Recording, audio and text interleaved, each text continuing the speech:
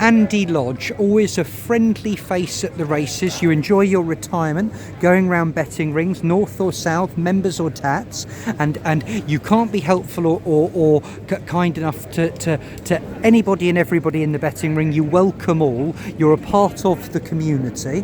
And can I ask, how many years young are you now?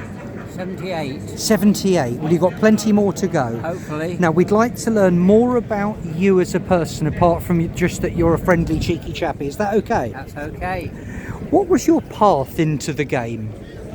I suppose I'd go back to the late 50s, early 60s when there was bookies runners, and of all people, my grandma loved a bet. And she used to send me to the corner shop where they used to take the bet, so I started getting a bit of an interest.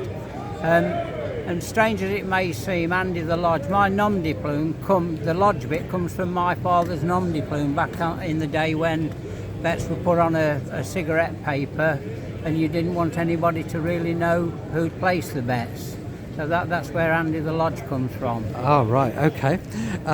So Granny's to blame.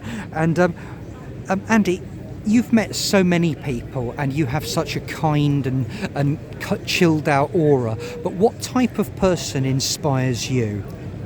Honesty, integrity, pay and be paid basically. Ben has been all my life. And when was the happiest time of your life? I suppose 1972, after the 2,000 guineas. I had £1 each way on the winner, Mom Fields, and I thought with the 48 quid I'd got the world. I went up to a place, Nottingham, where I now live, and I went to an iconic dance hall called the Palais de Dance. And down the stairs at the Palais de Dance there was the Bally High, which had a revolving dance floor. And I saw this wonderful young lady on the other side of the floor, and I thought, God blimey, when she comes around to this side of the dance floor, I'm going to ask her for a dance. And lo and behold, she had the dance, and to this day we're still together 50 odd years on. That's a beautiful story. Thank you for sharing it with us. What would you advise your younger self, Andy? Not a great lot actually, Ben.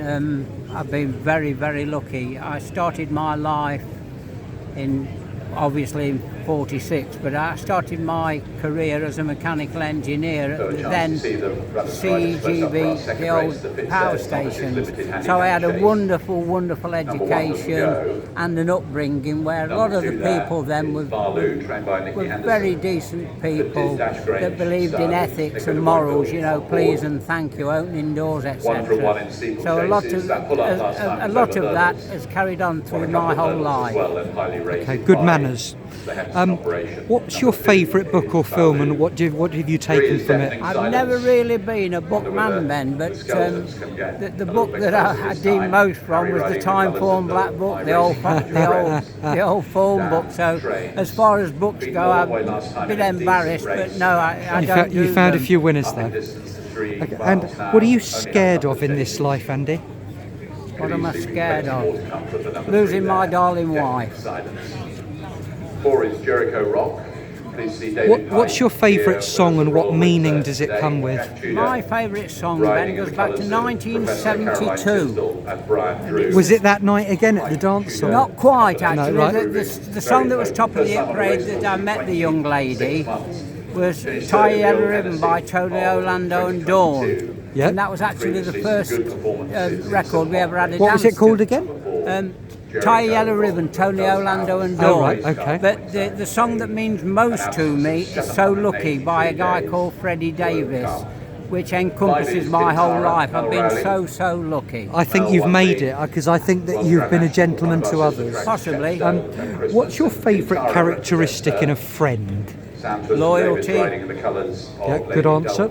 Okay, and what's your favourite racecourse and meeting? Because you go all over the country. I would say from north to south, Ben, they've all got some sort of characteristic. From Exeter, little rural. You see, this is it. You're happy every day. That's right. And Royal Ascot, of course. I love those first 3 days at Royal Ascot, doing a little bit of work for a company that I'm not involved with, but they invite me. I run the bar for them. So every sort of aspect with Cartmel, Great Yarmouth, you name it, I've been and I enjoy them for what they are. You enjoy each day? Every day. Okay. And where would you still like to visit in the world? I've never really been one for visiting across the world, Ben, if I tell you the truth. But if I can take the wife to Cartmel for a long weekend, or York that we'll go to racing, then we're more than happy. She's a home bird. Andy, you are an example to us all. You're stress-free, you're chilled out, you're content, and I salute you, and I learn from you. Thank you for telling us more about yourself. Thank you so much, And thank Ben. you for being you. Take care, Andy. And you, thank you.